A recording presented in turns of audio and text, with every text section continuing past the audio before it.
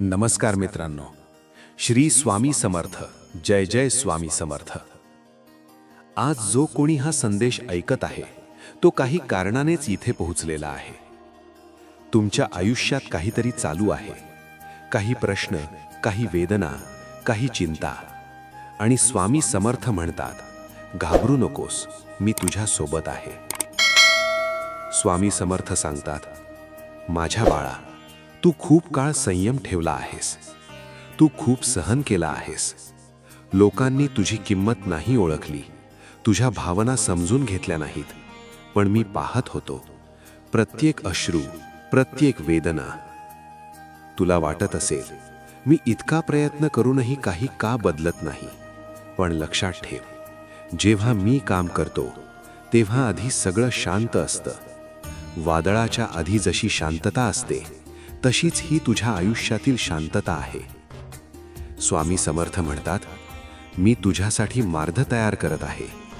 तू जिथे अडकलास तिथून तुला बाहेर काढणार आहे.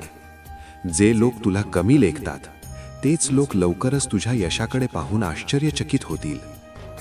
माझ्या बाळा, तू कधीही विसरलेला नाहीस, तू एकटाही नाहीस.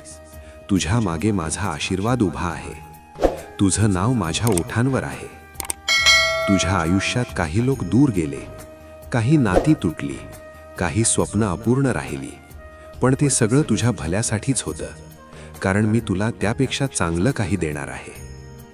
स्वामी समर्थ म्हणतात, तुझा संयम मी पाहतो आहे, तुझं प्रामाणिक मन मी पाहतो आहे. आणि जेव्हा योग्य वेळ येईल तेव्हा तुला इतकं देईल की तू म्हणशील, स्वामी, मी कधीच तुझ्यावर शंका घेतली नाही. आज फक्त एक गोष्ट कर, मन शांत कर. भविष्याची चिंता सोड, भूतकाळाच्या वेदना सोड.